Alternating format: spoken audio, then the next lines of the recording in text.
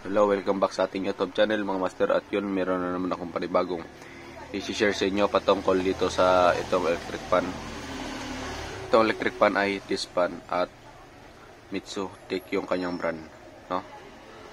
So yun mga master, matagal-tagal tayo di nakapag content kasi busy tayo sa gawain sa labas, sa mga service, at yun nga, nagkasakit pa tayo, no?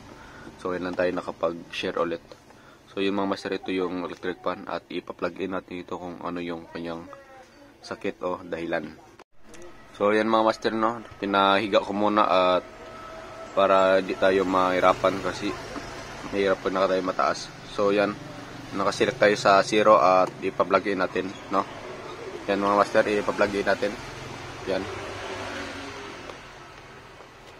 Yan. Yan mga master, na plug in ko na. At yan. Select muna tayo sa number 1. Yun. Walang umiikot. Pero may ugong. May ugong siya mga master. Pero walang ikot yan, no? Yan, select tayo sa number 2. Number 2. Yun, may kunting ikot mga master. Yan, select pa tayo sa number 3. Yan. Yun mga master, no? May kunti siyang ikot, no? At bunutin muna natin. Yan. Mapapansin natin mga master ay okay naman yung laro ng kanyang bushing. Medyo matigas konti pero kaya naman sana to paikutin, no? So siguro problema niya nito ay maaaring kapasitor or dun sa bandang bushing, no? Check natin yan kung ano dun yung may dahilan. O kung hindi, kaya motor, no, walang running. Di talaga ikot yun pag walang running, no. So yun mga master, mga clue pag ganito yung sakit, no. Ugong ay kapasitor, o maaaring walang running yung motor, or bushing, no, or napudpud na yung bushing nya, no, or bushing maalog na. So sa pagkataon na to mga master ay inaalog ko naman, ay wala akong nararamdaman na alog. Okay siya. Wala akong alog na nararamdaman. So yan mga master, no, buksan mo natin para malaman, no. So yan mga master, natanggal ko na yung screw. Yan, natanggal ko na lahat. So tatanggalin na lang natin yung kanyang takip sa likod. Yan. Yan, no, tanggal natin. Oh, yun, no. Ito yung laman niya. Ito yung kapasitor, no. Medyo okay naman yung kapasitor, naka 1.5 mAh siya, no. At yan, una nating check mga master ay puputulin natin itong dalawang wire sa kapasitor.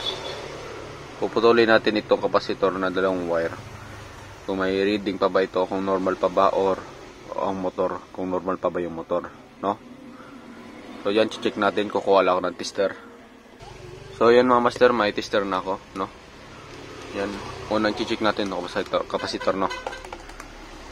At yung mga master, puputulin muna natin ito. Yan. At ito, yan, sa bandang portion ng kapasitor. Ito ay kapasitor yung pinutol natin. At tanggalin muna natin, no. Yan.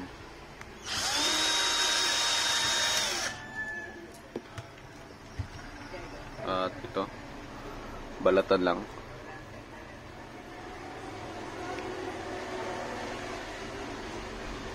Yan.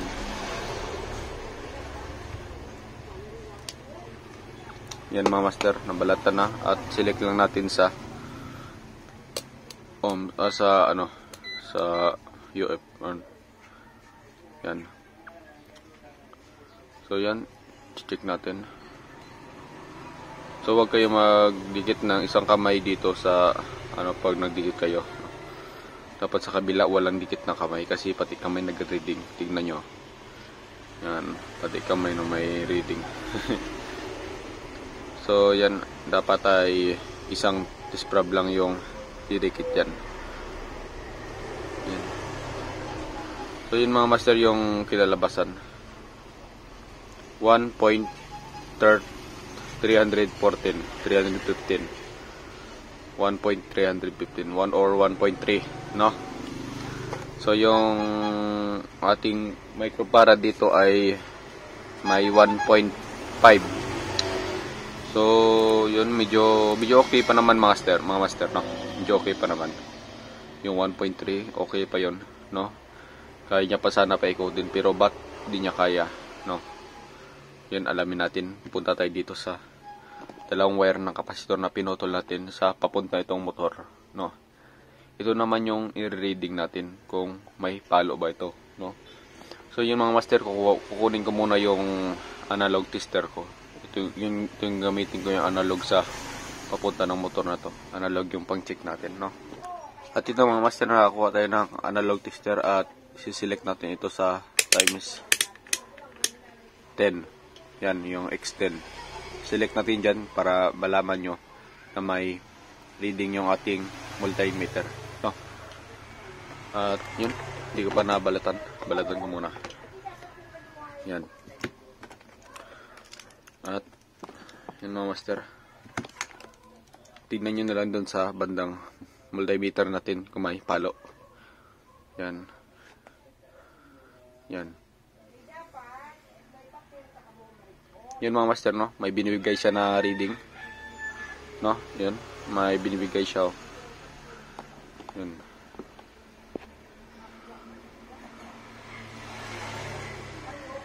Ibig sabihin lang mga master ay normal yung kapasitor natin, okay pa naman. At motor, okay yung motor, no? So, last part natin na pag-check ay sa loob, yung bushing, ayun yung may problema o shafting, no?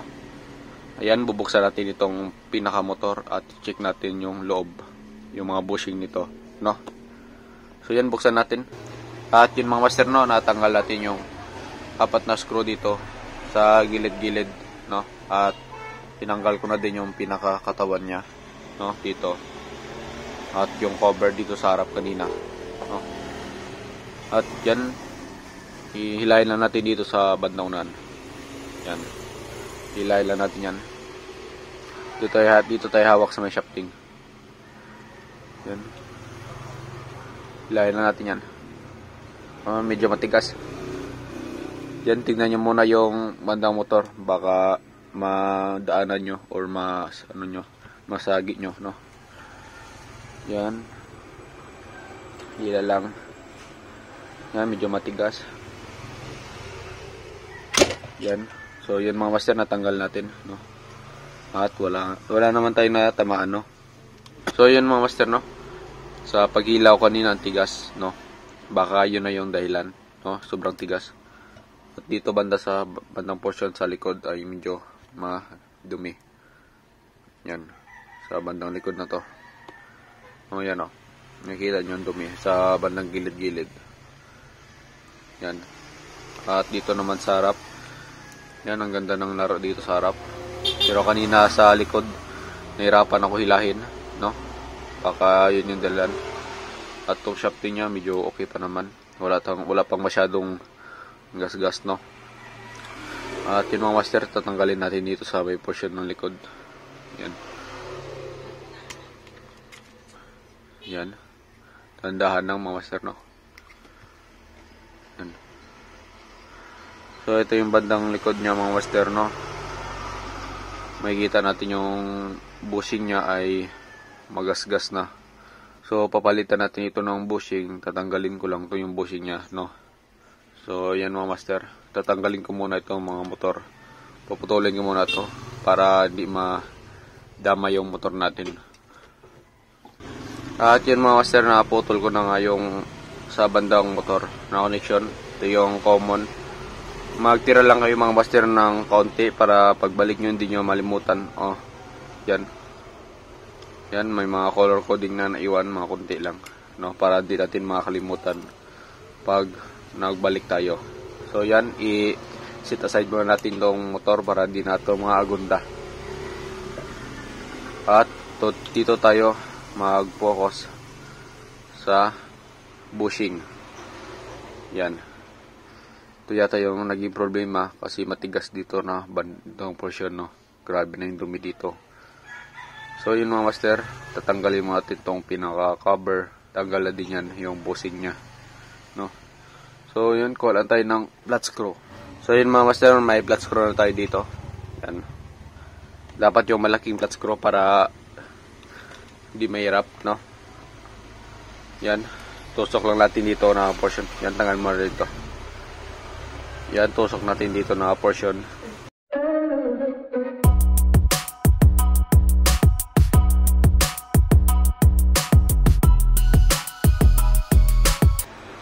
Yan.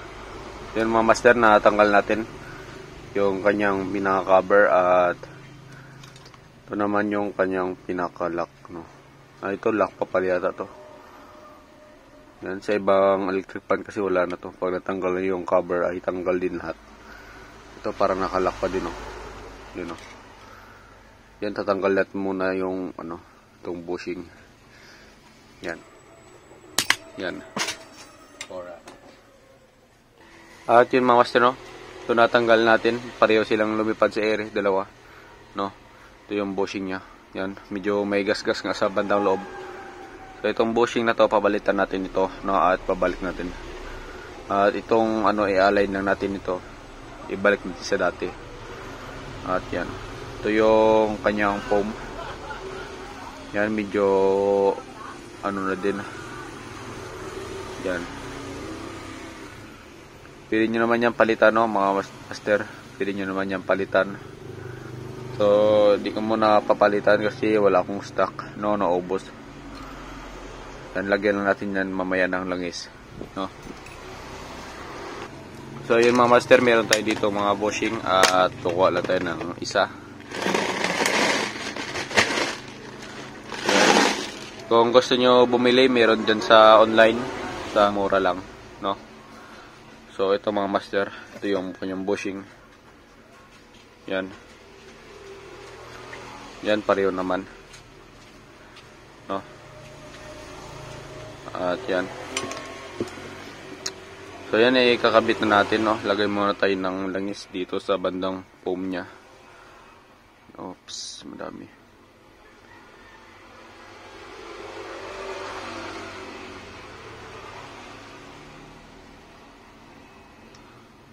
Yan mga master. Lagay na tayo ng langis at sunod nating sasalang itong bushing. Yan. Yan mga master, no. Tapos itong mga ton na to ay i-align lang natin. Kuha lang tayo ng long nose. Yan. Yan mga master, oh. Yan, i-align lang natin itong mga kunting nabingkong na to. Yung mga master, na align natin at ito yung pagbalik, no. Medyo mahirapan tayo, no. Kasi walang gamit sa pambalik, kundi mano-mano talaga. Ito mga master, babalik lang natin to. So yan, kukuha ako ng flat screw at martilyo. So ito na mga master, nakuha na ako ng flat screw at martilyo. At bago tayo martilyo dito banda, ay kukunin muna natin itong gearbox, no, kasi nga ito ay plastic, baka dagdagan pa yung sira. So yun mga master, no, at maganda na flat na siya. So yun mga master, ito na yung flat screw natin. Yan, lagay lang natin dyan. At yan. Yan, palo natin.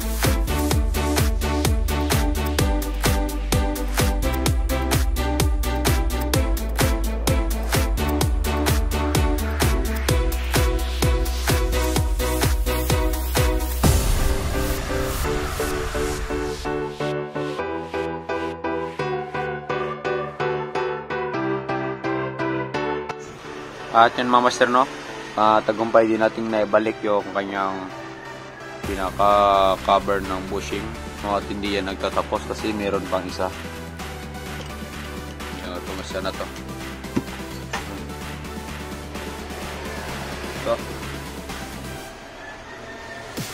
Ito yung isa na cover, no, yung pinaka-dulo na, pinaka-last na cover. Ito yung babalik pa natin. So yun mga master, babalikan ko na lang kayo para hindi na tayo matagalan. At yan mga master, na balik ko na din yung kanyang cover. Yan, hindi na matibay na. At make sure lang natin na pag itong bushing natin ay dapat matigas yan pag ginalaw natin. Yan, galaw-galawin sa loob ay medyo matigas. Okay yan. Kasi pag maluwag ay may tendency hindi tatagal at sasabay din yung ikot ng bushing sa kanyang shafting, no? Dapat matigas, no? At lock talaga yung bushing. At yan mga master, no, simbulin na natin to para malaman natin at matesting na natin, no? So yan. At lagyan ko muna ito ng langis. Yan. Pati itong sa bandang harapan lagyan natin. Yan. So yan, kung mapansin natin, wala namang alog na naman. At yun mga master, isasalang natin yung kanyang motor, no? So yan, sasalang natin yung motor. Yan. Yan, dahan-dahan na sa pagpasok natin ng motor, baka masagi, no? Yan. Yan mga master, nakapasok natin. At pasok na din natin yung shafting. Itong shafting, no, lilinisan ko muna ito ng liha. Yan. Ito, lilinisan ko muna ito ng liha, no, mga master. Mga master, no, may liha tayo dito. Yung pinakamanipis na liha, no, para hindi naman magasgasan ng husto yung ating bushing, no. Yan, o shafting. Yan, di magasgasan yung ating shafting. Yan. Yan, sakto na yan mga master. Importante na linisan siya, yung mga kalawang natanggal, no. At yan, kapasok na din natin. Master, nakapasok natin at lagayin tayo ng screw. At balik na natin yung gearbox at i-connection, no. So yun, lagyan ko muna ng screw. So yan mga master, nalagyan ko ng screw. At pag nalaman natin na pag inikot natin na medyo matigas pa din, ay papaluin lang natin. So itong mga screw ay di ko pa talaga nilock ito. Yan, nakikita nyo, hindi ko pa nalock yan. Yan, hindi ko pa nalock na masyado yan kasi magsi-settings pa tayo ng kanyang ito, yung shafting, no. So yan, papaluin lang natin to. Yung mga master, pagkita ko sa inyo. Yan, konting palo lang. Yan. Yan, kabila lang. Yan mga master, unti-unti na. Yan.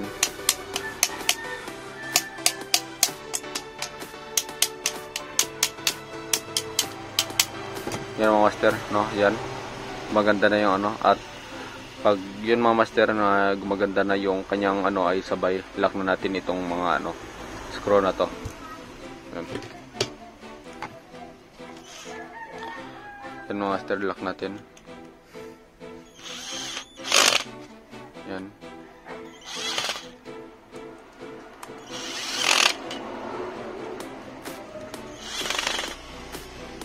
Yan, saktong lock lang at sabay palo.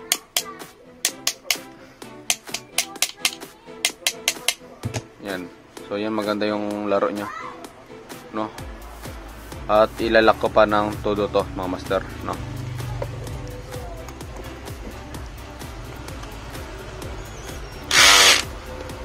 Yan.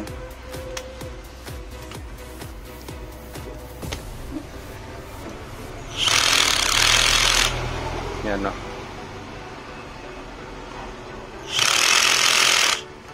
Yan. Yan.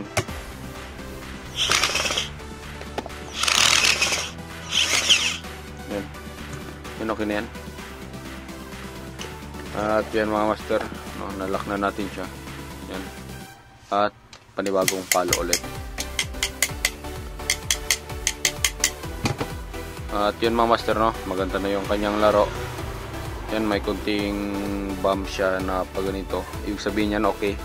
At ganito ay wala, no. Ibig sabihin okay yan pag walang ganito na alog, walang ganito. Pero pag ganito, may kunti yung alog. Ibig sabihin lang mga master ay normal, no, okay yan. No. So yun.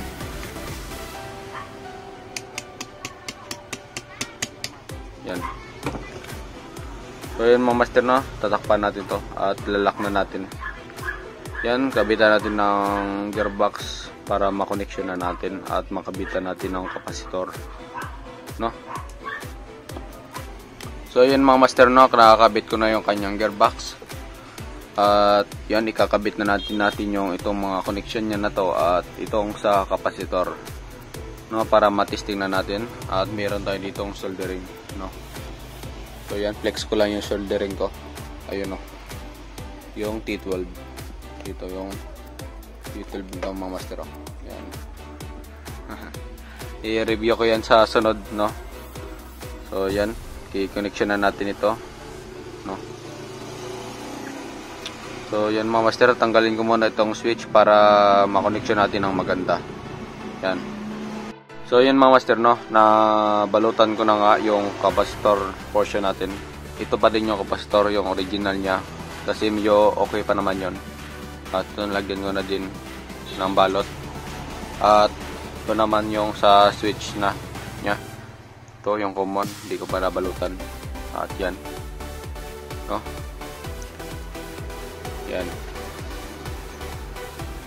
At i-testing na lang natin ito mga master, no.